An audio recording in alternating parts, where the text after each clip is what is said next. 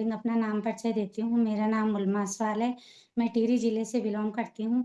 वर्तमान में मैं अभी देहरादून में हूँ और सीख रही हूँ अपने अपलायनों के माध्यम से, अपने ग्रेट अपलायनों के माध्यम से सिस्टम को, इस प्यारे से सिस्टम को, या अच्छे से सिस्टम को, और प्रणाम करती हूँ अब इस मंच के माध्यम से अपने ग्रेट गुरु आदरणीय आशीष वसी भाई जी को, जिनके लिए जितने भी शब्द बोले उतना कम ही कम है। भैया तो हर महिला के छोटे-छोटे आँखों में कहते हैं ना बड़े-बड़े सपने दिखा रहे हैं। भैया हर महिला को आगे बढ़ा रहे हैं। भैया को मैं कोटि-कोटि प्रणाम, चरण स्पर्श प्रणाम करती हूँ और प्रणाम करती हूँ उत्तराखंड की शान, पूरी टाइगर टीम हिंदुस्तान की शान को श्रीमती सुषमा बिष्ट दीदी जी को चरण स्पर्श प्रणाम करती हूँ। प्रणाम करती हूँ अपनी उत्तरकाशी टाइगर टीम की शान श्रीमती संतोषी रतूड़ी बहन को, जिनकी गाइडलाइन में, जिनकी एजुकेशन में हम उत्तरकाशी टीम आगे बढ़ रही हैं, बहन को भी मैं चरण स्पर्श प्रणाम करती हूँ। और प्रणाम करती हूँ मैं अपनी upline, great upline Reshma Rana बहन को, जिनके माध्यम से मुझे ये सिस्टम मिला है और उनके साथ देवन से मैं सीख रही हूँ, आगे बढ़ रही हूँ। रेशमा बहन को मैं कोटि-कोटि चरण स्पर्श प्रणाम करती हूँ और सभी आज के इस मंच में बैठे हुए सभी लोगों को स्वागत करती हूँ, प्रणाम करती हूँ और धन्यवाद करती हूँ अपनी अपलाइनों का, जिन्होंने मुझे आज कहानी रखने का मौका दिया है। सभी का मैं धन्यवाद करती हूँ, प्रणाम करती हूँ। अपनी कहानी का शुरुआत करती हूँ। अभी कहानी छोटी-सी है, बस अपने बारे में बोलूँगी।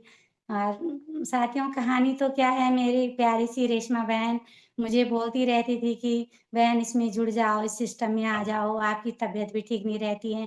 शुरुआती 2022 में जब रेशमा बहन इस सिस्टम में आई थी, तो उन्होंने मुझे भी बोला था कि आप भी मेरे साथ जॉइन हो जाओ, हम आरसीएम में जुड़ रखे हैं बहन, आप भी जुड़ जाओ। मैं उनको 1 साल तक मना करती गई, करती गई। मैंने कहा मुझे ये सिस्टम नहीं करना बहन। मैंने अपने घर में भी बताया, घर से भी यही बोला गया कि नहीं, नहीं, हमने तो ये 2005-6 में ये सिस्टम करके छोड़ दिया, आप ये फालतू के उसमें मत पड़ो। मैंने कहा बहन, रेशमा बहन ने फिर मुझे नहीं बोला, बोला कि अब बार-बार मैं बोलती गई, फिर कितनी बार तो इसको बोलूँ अगर इसको घर से मना है। फिर एक दिन ऐसे-ऐसे करते हुए रेशमा बहन हमारे घर पे आई, तो बहन को मैंने यही बोला, मैंने कहा एक दिन ऐसा करो, आप ही रेशमा बहन मुझे अपने आईडी पे कुछ सामान लेके दो। मैंने कहा मैं देखती हूँ सामान अच्छा लगेगा तो ठीक है। रेशमा बहन ने फिर ऐसे ही करके मुझे सामान दे दिया। फिर मैंने कहा ऐसा करो बहन, मैंने कहा मेरी आईडी लगा दो इसमें, अगर आपने ला ही दिया तो 2000 होते ही क्या है, मैंने कहा मेरी आईडी लगा दो। फिर आईडी लग गई 2023 में जनवरी में, 12 जनवरी को मेरी इस आरसीएम में आईडी लगी थी। फिर उसके बाद साथियों में जनवरी के महीने में मैं बिगिनर चली गई थी। उसके बाद फिर ऐसे करते सिस्टम को करते-करते फिर मैं मार्च में मेरी स्टार्टर भी हो गया था। उसके बाद सीखती गई, लाती गई सामान फिर इस सिस्टम में। फिर स्टार्टर के बाद फिर मेरे से मैंने कहा बहन मैं इसमें जुड़ तो गई, पर मेरे से कुछ नहीं होगा। मैं तो कुछ ना मुझे आता है ना जाता है। ना मैं इतनी पढ़ी-लिखी हूँ, ना मुझे बोलना आता है, ना मुझे कुछ नहीं आता है। फिर रेशमा बहन हमेशा मेरा सपोर्ट करती गई कि अरे ऐसा मत सोच, अपने आप को कम मत समझ, कोई बात नहीं, अपने आप पे विश्वास करो, तुम कर सकती हो। फिर मैं ऐसी आगे चलती गई, मैं अपना सामान तो खाती गई। फिर साथियों 1 डेढ़ साल हो गया मुझे, मैं स्टार्टर पे ही रही। मैं हमेशा अपनी खरीदारी करती फिर वहीं पे मेरे आगे कोई टीम नहीं बनती थी, कुछ नहीं होता था, मैं ऐसे ही चलती गई, अपनी खरीदारी करती। हमेशा यही बोलती थी सुमन बहन को, रेशमा बहन को, "अरे बहन क्या होगा, मेरे से तो कुछ नहीं हो पा रहा है।" उन्होंने हमेशा, सुमन बहन ने भी, रेशमा बहन ने, "अरे कोई बात नहीं, आप घबराओ मत, एक दिन देखना तुम भी एक ज़रूर", सुमन बहन भी बोलती रही, "दीदी तुम एक दिन ज़रूर अच्छी पिन पे होंगे, अच्छा आगे बढ़ोगी, आप चिंता मत करो दीदी, विश्वास रखो आप।" फिर चलती गई, फिर अपना सामान खाती थी, टिकी रही, बनी रही। उसके बाद चलते-चलते फिर 2025 आ गया। 2025 में साथियों जून का महीना था, जून का ऑफर मंथ, मैंने कहा फिर एक दीदी जो हमारी जॉइनिंग है, उन्होंने यही बोला कि मुलमा मुझे बता दो कि मुझे भी आरसीएम करना है, कैसे-कैसे करना है।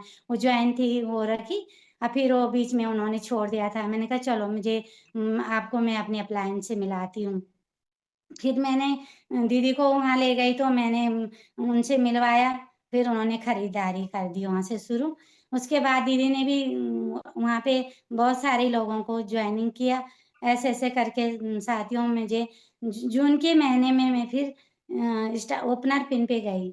उसी महीने फिर मैं ईगल पिन पे भी गई और फिर चलती रही तो आगे जाके साथियों में सितंबर के महीने पे मैं रनर विनर स्टार्टर भी गई। तो साथियों मुझे पता ही नहीं चला मुझे कि मेरे अपलाइनों का सपोर्ट था, मेरे लाइफ लाइनों का सपोर्ट था। उनके आशीर्वाद से, उनकी गाइडलाइन से मैं यहाँ तक कब पहुँची, मुझे कुछ पता नहीं चला। फिर मैं बीच में साथियों मैं तो एक दिन हिम्मत हार चुकी थी, मैंने कहा मुझे ये सिस्टम कई बार मैं नेगेटिव भी हो जाती थी, मुझे ये सिस्टम नहीं करना है। फिर मैं मीटिंग में बैठती थी, मीटिंग सुनती थी, फिर उसके बाद मैं सोचती थी, नहीं, नहीं सिस्टम छोड़ना भी नहीं है, मैं इसको करूँगी। मैं घर में यही बोलती जाती थी, मुझे ये पैसों के लिए नहीं करना है, कुछ नहीं करना है, मुझे ना कहीं बोलना, ना चाहना, ना जाना, ना घूमना-फिरना कुछ नहीं आता है। मुझे ये सिस्टम करना है, मान-सम्मान के लिए, जान-पहचान के लिए मुझे ये सिस्टम करना है। मुझे घर से भी यही बोला जाता था, तुम टेंशन मत करो, तुम एक दिन ज़रूर कामयाब होंगे, कोई बात नहीं हो जाएँगे, चिंता मत करो। अगर आपको टेंशन करना है, तो छोड़ दो इस सिस्टम को। फिर वहीं से भी सपोर्ट करते रहते थे, बच्चे भी करते थे, मेरे हस्बैंड भी यही बोलते थे। फिर उसके बाद फिर पिछले कब की बात है, जून-जुलाई की बात है, फिर मैं एक दिन फिर मीटिंग सुन रही थी, मैंने कहा भैया को मीटिंग खत्म होते भैया को कॉल करी, मैंने कहा भैया मैं क्या करूँ मेरे से तो कुछ नहीं हो पाता, मैं क्या करूँ मेरी ना तो टीम बन रही है, ना कुछ बन रही है। फिर भैया ने उस दिन मुझे मैं कॉल पे बोला, "मुलमा जब तुम देहरादून आओगी, तो मैं एक दिन मुझे कॉल करना, हम आपसे मिलने आएँगे।" मैंने कहा, "ठीक है भैया।" फिर भैया दीदी से जब मिलना हुआ एक दिन रूम पे, फिर आए दीदी ने भी भैया ने भी यही बोला कि, "मुलमा तुम अपने आप को कम क्यों समझती हो? तुम एक विश्वास रखो। तुम किसी से कम नहीं हो, विश्वास रखो एक दिन ज़रूर तुम आगे बढ़ोगे। भैया ने यही बोला कि तुम्हें पता है कि जब कहीं पे कथा होती है ना, तो वहाँ पर्चे बाँटने वाले भी आते हैं। उनको पता होता है यहाँ पे उन्होंने तुम्हें पर्चा दे दिया, फिर उनको पता है कि आगे ये तुम ही लोगों ने ये वो पर्चा फाड़-फूड़ के यहीं पे फेंक दिया। फिर उनको पता होता है मैं आगे जाऊँगी, आगे भी वो पर्चा ऐसे ही फाड़-फूड़ के फेंक देंगे। फिर वो अपना काम करते रहते हैं, चलते रहते हैं, चलते रहते हैं। एक दिन तुम भी आगे बढ़ोगी, ज़रूर तुम भी एक दिन कामयाब होगी। भैया ने यही बोला, भैया मैं कुछ नहीं बोल पाई वहाँ पे। मैंने कहा भैया नहीं, नहीं मेरे से तो हो गई नहीं भैया, बिल्कुल नहीं होगा मेरे से। फिर उस दिन का मुझे याद आया, फिर संतोषी बहन का मुझे कॉल आया कि दीदी देखो अगर ये समझ लो जब आपके घर पे भैया और दीदी आ गई, तो उस दिन को याद रखना आप अगर आपको ज़रूर कामयाब होना है, आगे बढ़ना है, भैया कहीं जाते नहीं हैं। अगर आ गए तो भैया को कुछ लगा होगा कि ज़रूर आप कामयाब बनोगे। तो मैं यही बोलना चाहूँगी मेरा भैया का ये आशीर्वाद है, दीदी का आशीर्वाद है, मेरा अपलाइनों का आशीर्वाद है कि मैं आज यहाँ पे हूँ। मुझे यहाँ तक आने में समय काफ़ी लगा जब मैं टिकी रही, बनी रही, मेरे अपलाइनों हमेशा मेरा सपोर्ट किया। बोला कि तुम अपने आप खरीदारी करो, कोई बात नहीं एक दिन ज़रूर कामयाब होंगे। तो मैं यही बोलना चाहूँगी कि साथियों सभी को कि बने रहे, डटे रहे। मैं तो सोचती हूँ कि ऐसे भैया, ऐसे प्लेटफ़ॉर्म, ऐसे अच्छा सिस्टम सभी को मिले भगवान इस सिस्टम में आके हमें और कुछ नहीं, इतने मान-सम्मान, प्यार, प्रेम हर चीज़ मिल रहा है, इतने अच्छे भाई-बहन मिल रहे हैं, सपोर्ट करने वाले मिल रहे हैं, सुनने वाले मिल रहे हैं, नहीं तो कौन किसी को कौन जानता है? हम तो यहाँ देहरादून में जब मैं सेमिनार में गई थी, तो वहाँ पे भी यही देखा गया जब मैं गई तो बहुत सारे लोगों ने भी यही पूछा, "आप मुलमा बहन हो? आप मुलमा" नहीं तो इससे पहले हमें कौन जानता था? तो यही साथियों कि भैया का बहुत-बहुत आभार व्यक्त करती हूँ, भैया को बार-बार प्रणाम करती हूँ। भैया के गाइडलाइन में हम पूरी टाइगर टीम आगे बढ़ रही है, दीदी के गाइडलाइन में बढ़ रहे हैं और मेरे अपलाइनों का सपोर्ट है मेरे साथ, जिनकी गाइडलाइन में मैं आगे बढ़ी, मेरी लाइफ लाइनों का भी है और सभी को मैं इस मंच के माध्यम से प्रणाम करूँगी और साथियों कहानी तो यहीं तक थी, अभी तो नर्सरी में है, आगे जाके कहानी बनेगी। धन्यवाद। बहन बोलने का मौका दिया। जय आरसीएम।